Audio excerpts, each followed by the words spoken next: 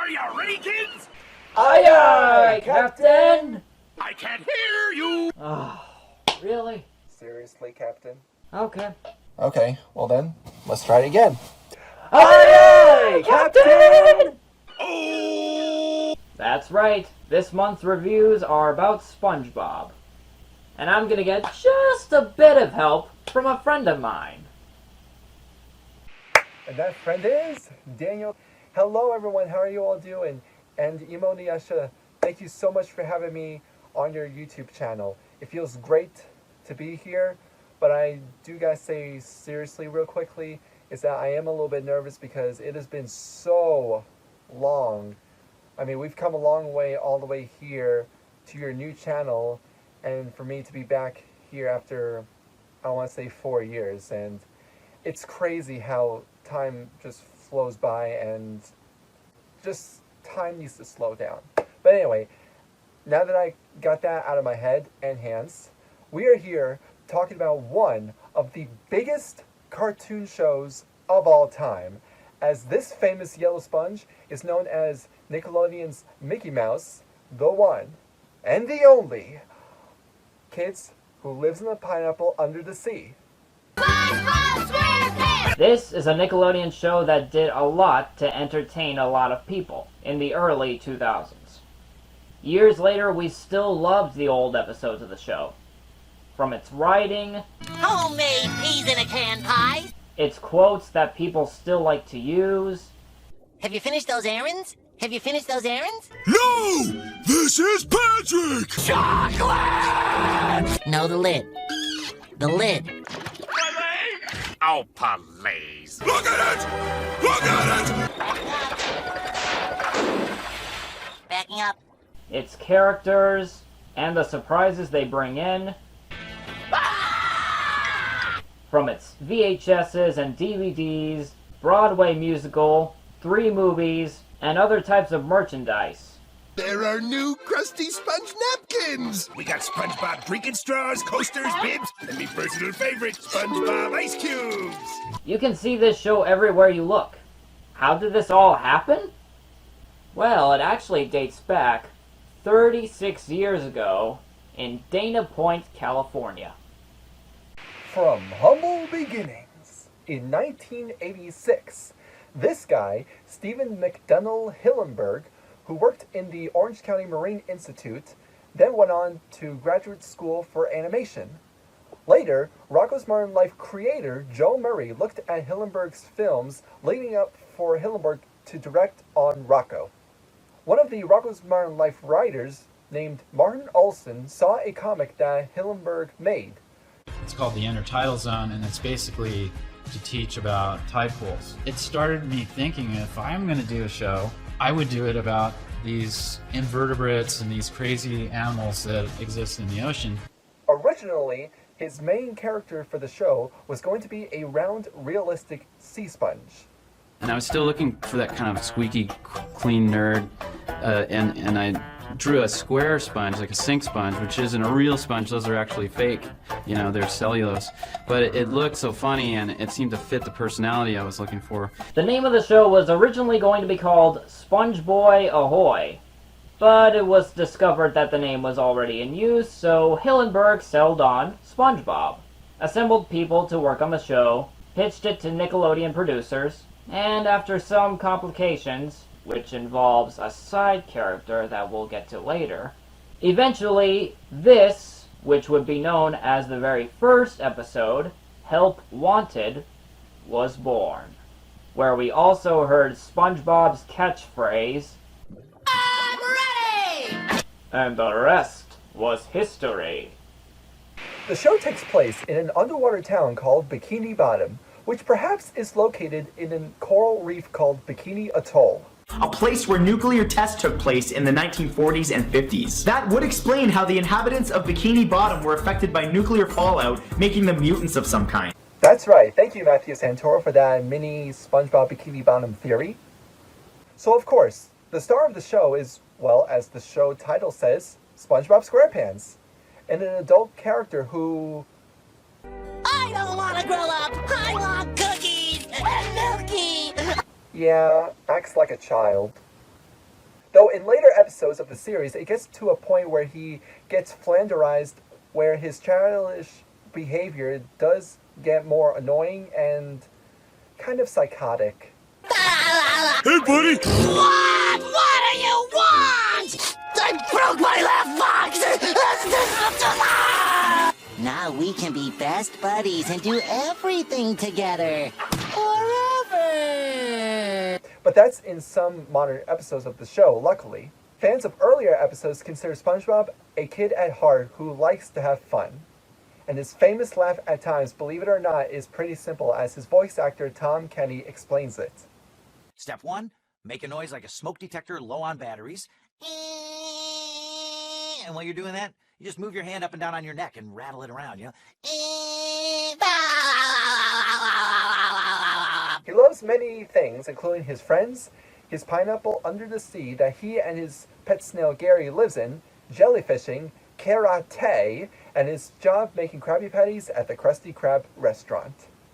He has a pet snail named Gary, and the two seem to go back and forth as far as loving or hating each other when it comes to an owner and his pet. Gary! Then we have SpongeBob's best pal, Patrick Star, who lives under a rock and who is considered in the old episodes the funniest character. You're flying! See what I mean, Patrick? Where's the leak, ma'am? He partakes in activities and adventures with SpongeBob and at times can be adult. Have I ever not been right? Despite that, however, he sometimes maintains a good friendship with SpongeBob. Honestly, watching Patrick and his scenes in the old episodes is nothing but a joy for many fans like us to watch. Firmly grasp it. Firmly grasp it! That ought to do it. Then there's their neighbor Squidward Tentacles, who hates his job as cashier at the Krusty Krab restaurant and is always annoyed by SpongeBob and Patrick. Mostly SpongeBob. He has tried to be more comfortable with Patrick before, though it does usually backfire. Squidward loves art, music the most, especially for his not so talented job at his favorite instrument, the clarinet, and quietness. Unfortunately, he never gets quietness, not just from SpongeBob and Patrick, but everyone. Which in the old episodes is why we love seeing Squidward get his comeuppance for how much of a jerk he can be in the old episodes. Though there was one modern episode where he hated SpongeBob's whistling so much that he tried to squeeze the gap in between his two buck teeth. Don't worry, I won't go more into detail about that episode, in case some of you haven't seen that episode. But I'll say that in the end of the episode, it backfired as everyone said whistling is cool, in which Squidward responds, You know what? If that is what passes for cool now, then I don't wanna be cool anymore!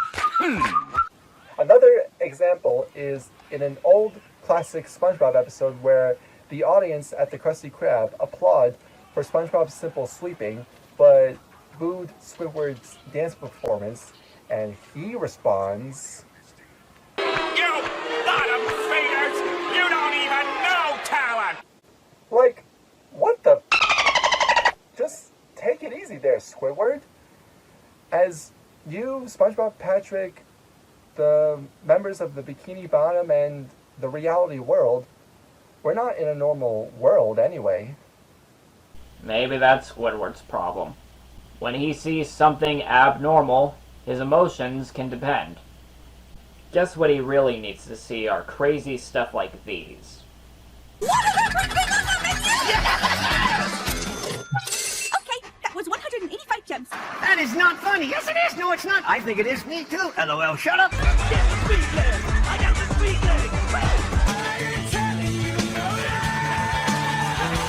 But moving on to Sandy Cheeks, a land creature from Houston, Texas, as I can recall.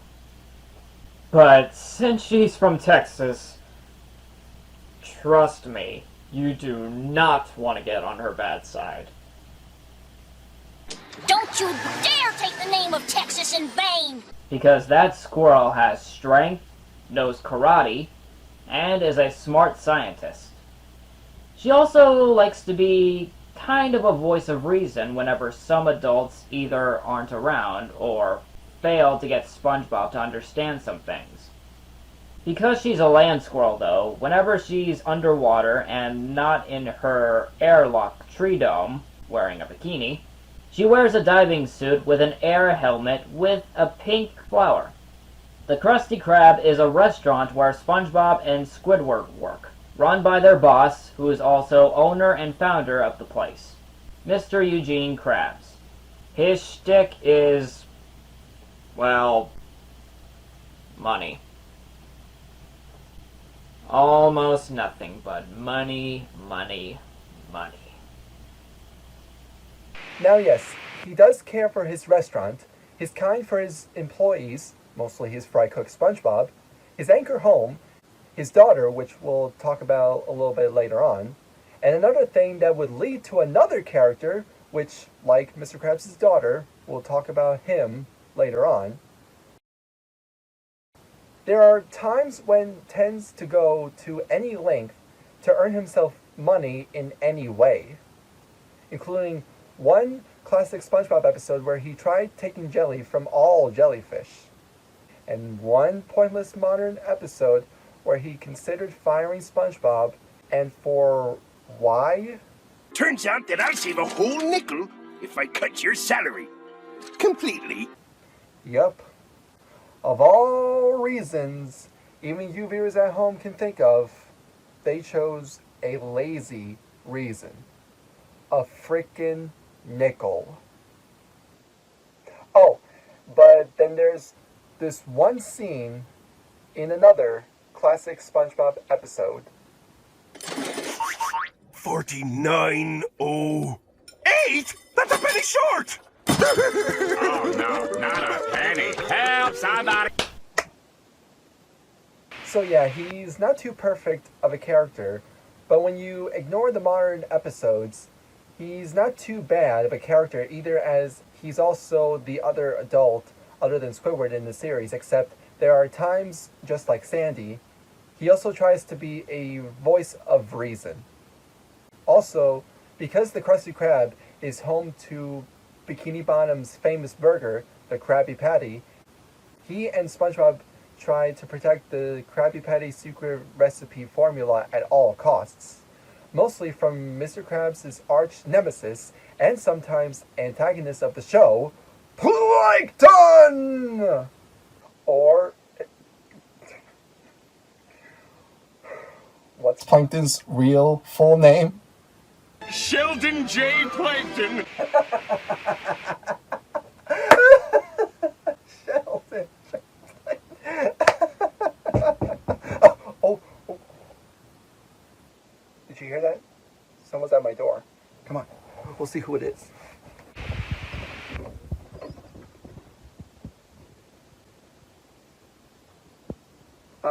No, not you, Sheldon. We were just talking about Sheldon J. Plankton from SpongeBob.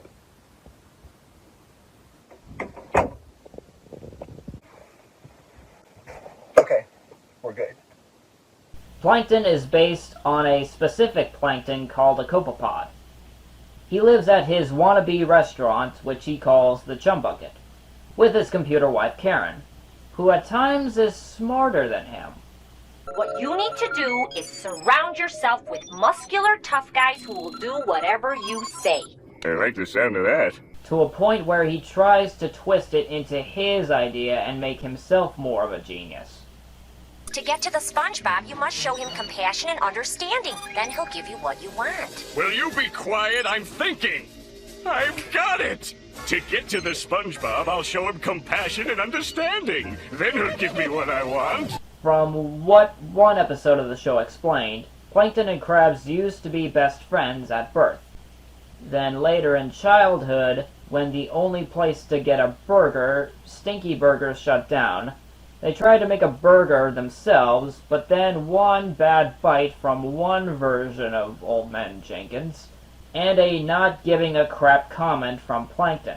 Well, he is old. Caused an argument between the two, which led to Krabs' secret recipe and let him beat Plankton out.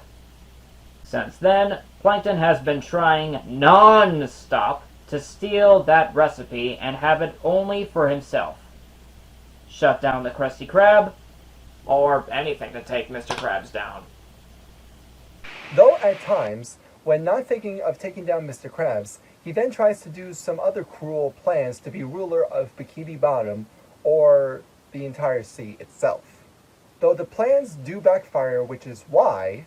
Typical day of failure, I see, huh, darling? Oh, can it, computer wife? Can't you see I'm exhausted?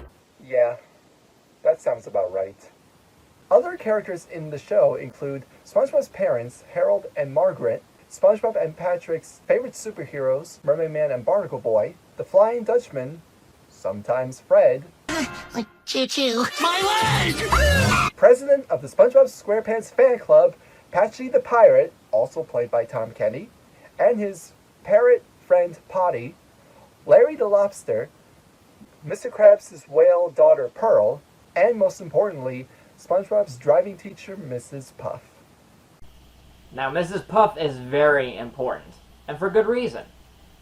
The reason is because originally, Nickelodeon executives wanted SpongeBob to go to school, but Hillenburg did not want to give up SpongeBob being an adult. So he settled on SpongeBob going to Mrs. Puff's boating school, where Mrs. Puff, a female pufferfish, tries to teach SpongeBob driving, but it always backfires. No, SpongeBob, wait! You didn't hear me! Ah!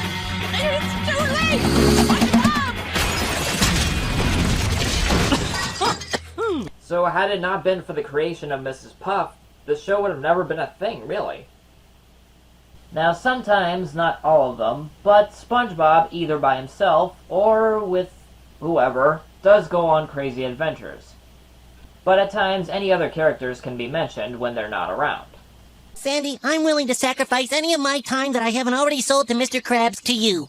As for the animation in this, well, our favorite to this day is still the animation from seasons 2 and 3. Now, most of you are thinking about this at this moment, where we are at this point right now. I do have to agree. I don't mind modern animation at all, but when it comes to SpongeBob in later years after season 4, things are now getting too detailed and they get kind of nasty and disturbing. Almost, in my opinion, modern SpongeBob kind of reached Ren and Stimpy territory. It all started when I was born. Season 1 animation was pretty good, mostly because it was starting out almost the same way as shows like Rugrats was. But seasons 2 and 3 animation, however, were just right, as it felt faster than season 1, but at least slower than the current animation today. But another thing seasons 2 and 3 did right was it brought up most of the best episodes and best moments of the series. Hey, SpongeBob! Well, at least I still have my personality. You okay, Patrick? Finland! He'll just have one of everything. One of everything? Whoopee! I love Bubble Buddy! This is a load of barnacles. I hope my horrible ugliness won't be a distraction to you. Not at all, boy!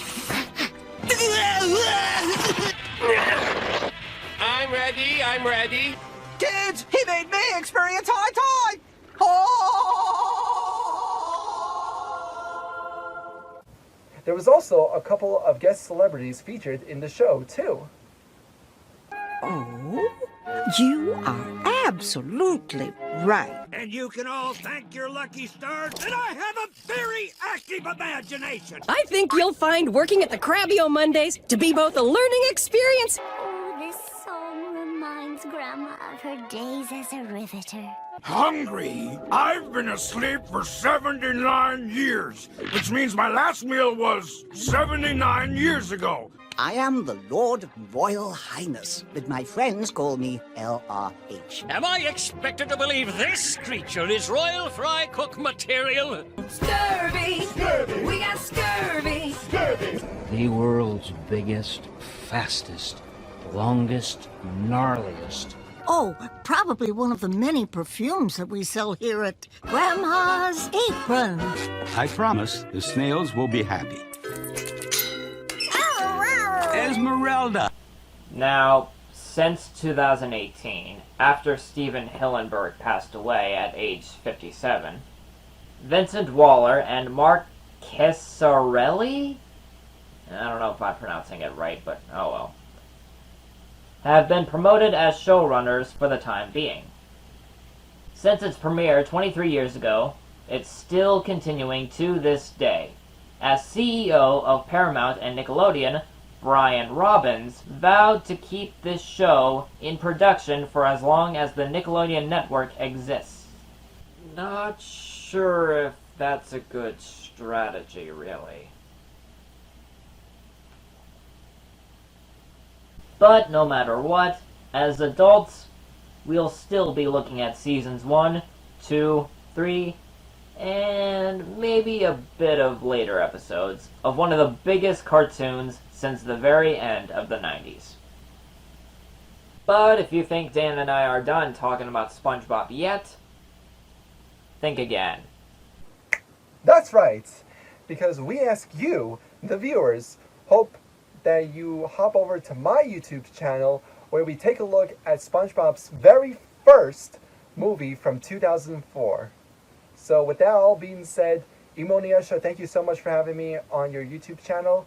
Hope to see you again someday.